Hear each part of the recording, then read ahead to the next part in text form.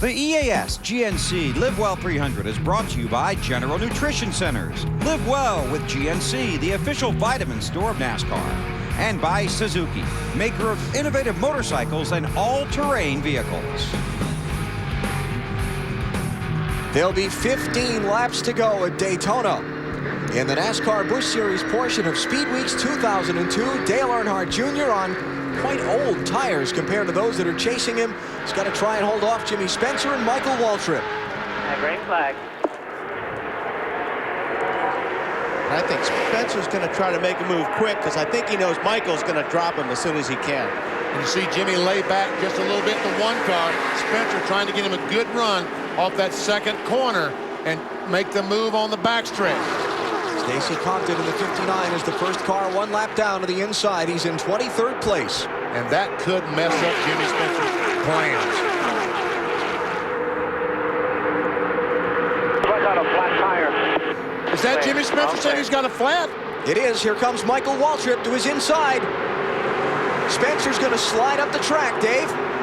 Alan, Jimmy Spencer radioed in. He said it feels like a flat tire. The crew's going to go to work. He's coming in. Oh, man. Flat tire. Wow. You talk about heartbreak. And Jimmy Spencer's not in the Daytona 500 tomorrow. Caught up in an accident in his qualifying race Thursday. This was his Daytona race for the weekend. It's like the right rear is flat. Oh, man, oh, man. So it's Michael Waltrip who's now in second behind Dale Earnhardt Jr. Matt Kenseth third. Jason Keller the fourth. This is Jeff Hermanson fifth. He's got Scott Riggs behind him in that 10 car. The 59 is a lap down. Stacy Compton. Then you've got Shane Meal, Kevin LePage, Jack Sprague, and Casey Mears floating into the top 10.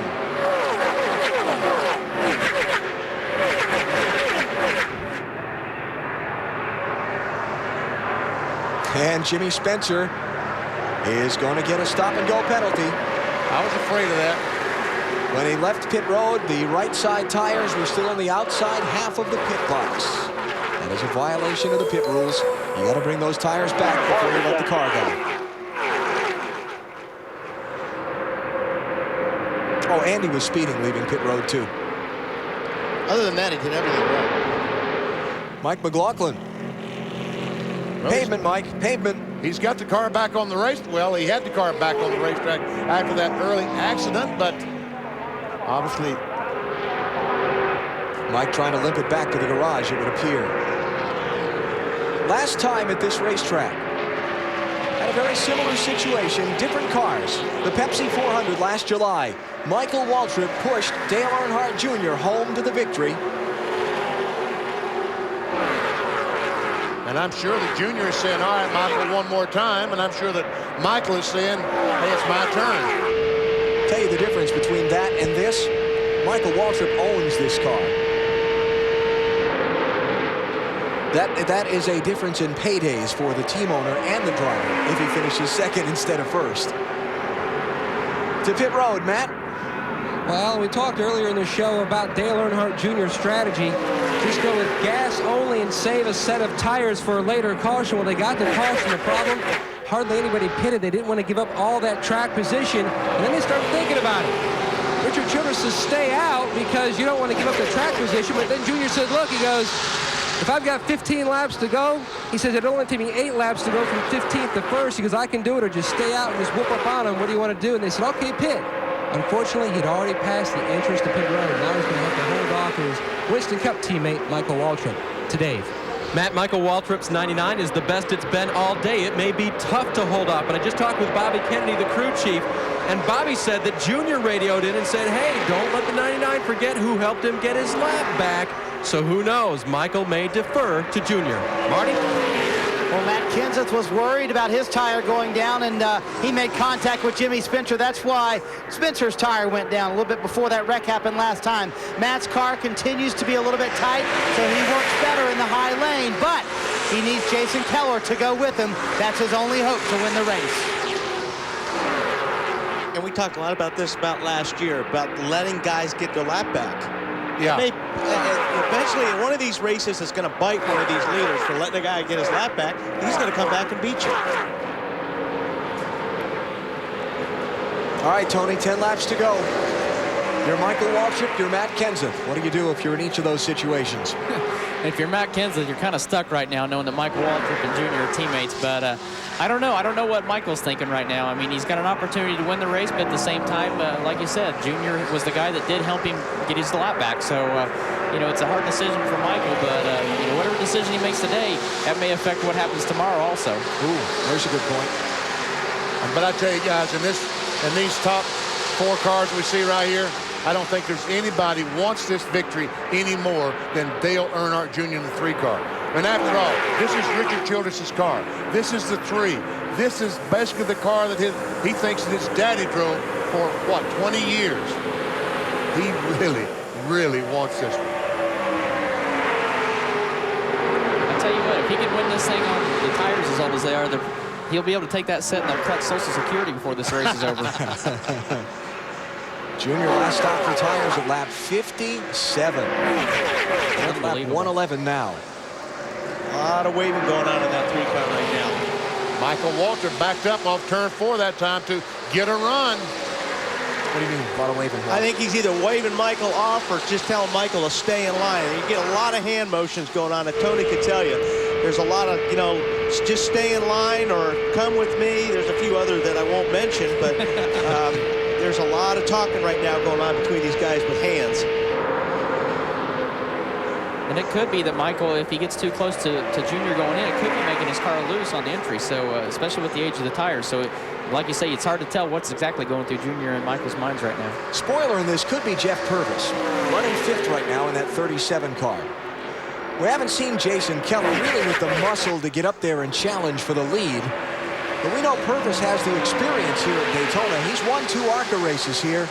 If he gets somebody behind him to push, he could get up there and really steer the pot. He's got 2 hungry rookies behind him right now, Scott Riggs and Shane Neal, so they may just go with him if he pulls out.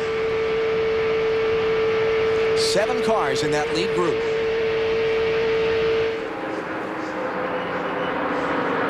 Jimmy Spencer's taking his car to the garage. Yeah, I figured Jimmy wouldn't want to play after that. I mean, what's the use? Lap or 2 down. And he isn't racing for the championship, the points championship in the NASCAR Busch Series. Top 3 are Winston Cup drivers. A lot of experience there. Right now it doesn't look like Purvis can keep up with the front 4. He's lost a little ground. Is that Biffler going by there? Looks like it is, yes. Putting him down another lap. Back on track, trying to collect some more championship points if he can gain another position or 2. At least he's going to have a good seat for the finish. Yeah. Oh, trouble. Casey Mears spins out of 10th place. I start to say maybe the race is going to be over, but we have 6 laps to go, so even if they throw the caution flag, there will be a restart. No yellow. Across they go. And Mears has his car moving on the backstretch slowly, but it's moving. NASCAR race control radioing to their spotters on the backstretch saying there is no debris. And so we keep going. It didn't look like that Mears had made contact with the outside retaining wall.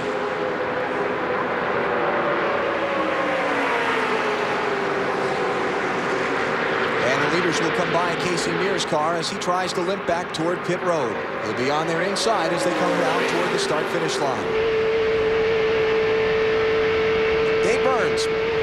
Alan, the 2 leaders, there was more in that conversation where Junior said, hey, remember, I helped you get your lap back. But Michael said, yeah, but it's my... but Junior said it was his turn to win because Michael won on Thursday. So back and forth it goes. Bobby Kennedy did tell me again, he's going to let these guys work it out. He doesn't know what, if anything, is going to happen.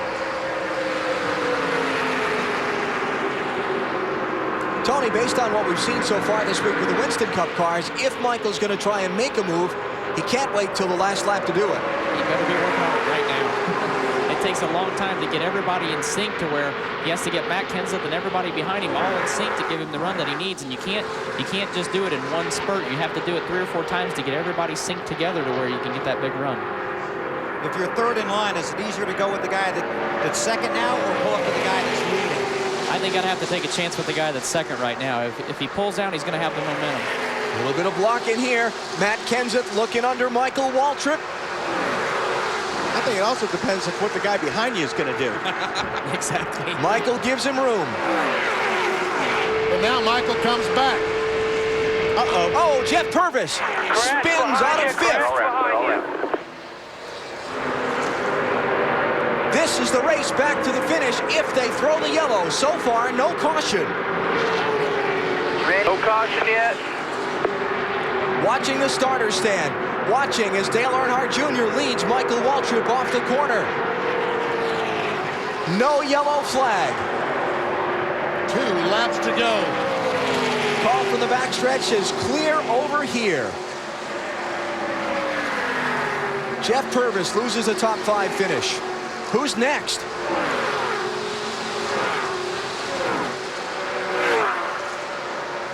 Boy, it's going to be tough for anybody to do anything with him. Matt's got to have Jason Keller go with him, and like Tony said earlier, they've got to do it now. Junior goes down low on the backstretch, trying to hold off any pass. He's trying to get some drafting help off his brother, Kerry, that was out there in the 12 car. Here comes Kenseth once again, and that's 17. White flag this time by.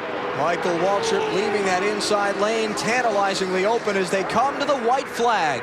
Final lap at Daytona. Will it be Earnhardt Jr.? Will it be Waltrip? Or can Kenseth sneak through for the win?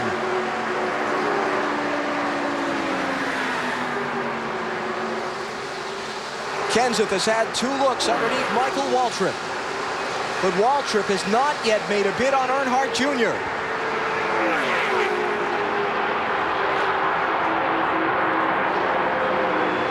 Kenseth's waving at Jason Keller behind him. Doesn't have help. Michael Waltrip with a bob and a weave, but not enough to get alongside.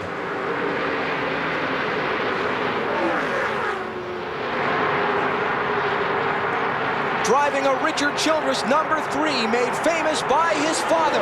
Here comes Dale Earnhardt Jr. to the start-finish line. Checkered flag. He wins at Daytona. Yeah, Junior. Great job, all you guys, Bobby, everybody. Just like last July, Michael Waltrip pushes Dale Earnhardt Jr. home to victory.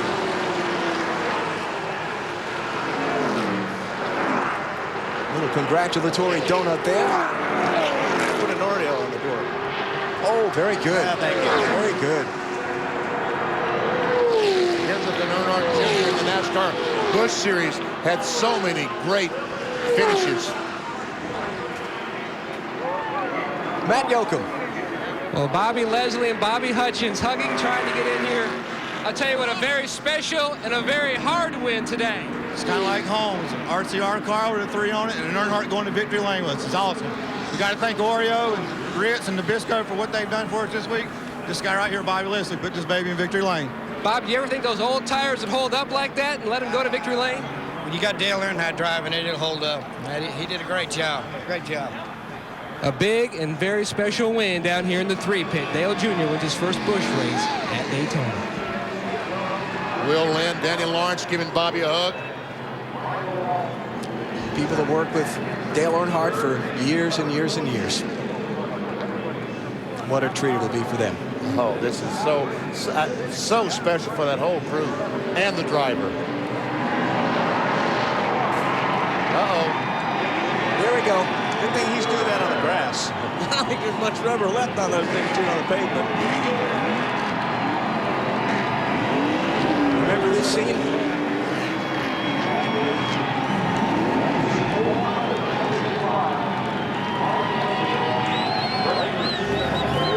Nice job, Dale. Dale Earnhardt Jr.'s third NASCAR Busch Series race at Daytona. His first victory. We'll talk with him in the winner's circle when we come back.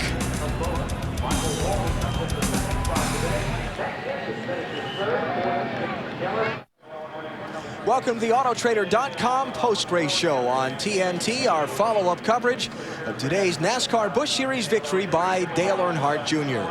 2 hours delayed by rain. It was worth the wait. Very exciting race. 9 lead changes among 6 different drivers. Came down to a shootout between Dale Earnhardt Jr., Michael Waltrip, and Matt Kenseth. And it was Earnhardt Jr. who picked up the victory in the famous number 3. Marty? A congratulatory hug and a little conversation with Bobby Hutchins, and Dale Earnhardt Jr. will climb out. And for a guy who said this is his hobby, I think he's doing a pretty good job at this hobby, having a good time.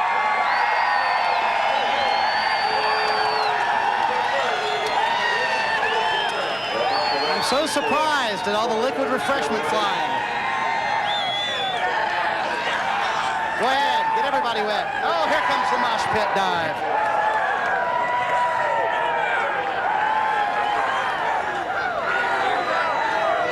I think they're happy.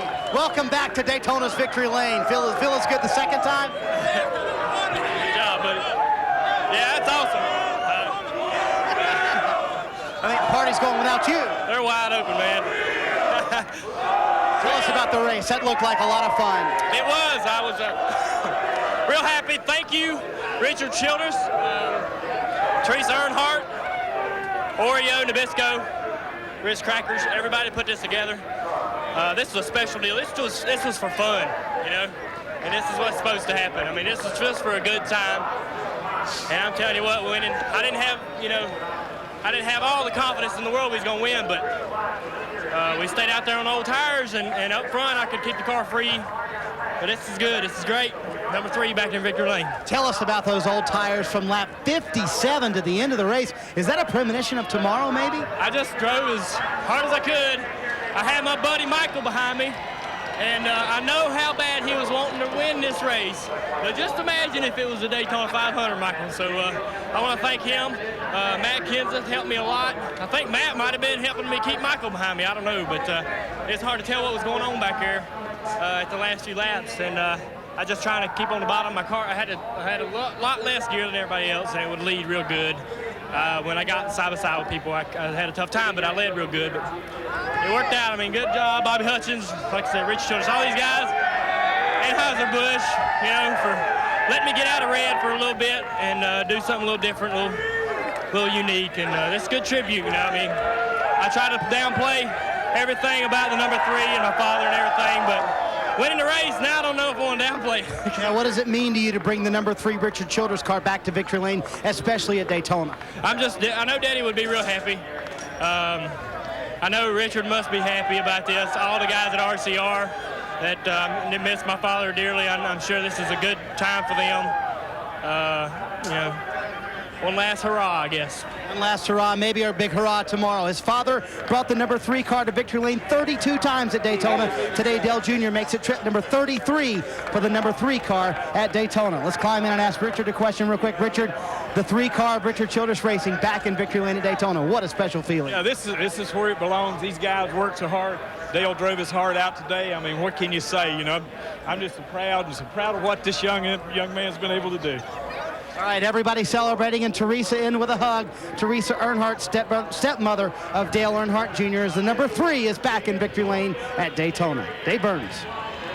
Defending Daytona 500 champion Michael Waltrip shakes off an early tire vibration, and then, now clear something up for me. Isn't it true that you said to the spotters it was your turn to win at Daytona here to Junior? Is that right? I didn't want to use my turn up today. I'll use it tomorrow. But Dale Jr. and I have been 1-2 the last 4 race days at Daytona. I think that's pretty cool. Very cool indeed. Could you not get around him at the end? You weren't letting him win, were you? No. People ask all the time, why didn't you pass him? The reason why it's hard to pass the leader, for all you people at home, it's because he's got the fastest car. That's how he got in the lead. The reason why I got my lap back is because I put him behind me when I was a lap down, and he pushed me past Stacy Compton, and we got a lap back right then. I was doing all I could to put our Aaron's Rent Chevy in Victory Lane. Ken Butler here, my sponsor, and all the boys that work so hard on this team. My dirty SF posse. Junior's got a posse. That's what I'm going to call these guys, the Sherrills Ford bunch. We pushed it almost home. What does this tell you for tomorrow, Michael? What did you learn today? Anything at all? No, these cars, my guts hurt. These cars drive wild. They bounce around a lot with the shock packages that they have. Really nothing that applies today will apply tomorrow other than, again, pay attention. The guy leading the race is the fastest car. That's why he's there. So he'll be hard to pass again. How about a cold Coca-Cola? Anybody got one? Oh, he's got a cold water coming up here, something. Mike's going to get a cola. Rest up tonight. You got a big race tomorrow, my friend. And Matt, did you learn which car stays ahead? The fastest car is the, yeah, you know. Matt? Well, that's what Michael was trying to say. But Matt Kenseth, you had a very stout piece. You try to make your move with, what, 2 laps to go? Well, yeah, whenever I could get a run, really. I finally got a run with 2 laps to go and got a good run on Michael. And Jason was just a little too tight to push me by. So it was a great race. I'm really proud of the Reiser Enterprise guys. I'm real proud to be driving for Robbie and John Reiser for all these years. And it's been a tough winter. We didn't have a sponsor until last week. We picked up Jana King for here and for Texas. So we still need a sponsor for that Ford team over there. And great bunch of guys. And we got great engines and good cars. So hopefully we can pick something up. Shades of 1998 and 99 with you and Junior running there for quite some time.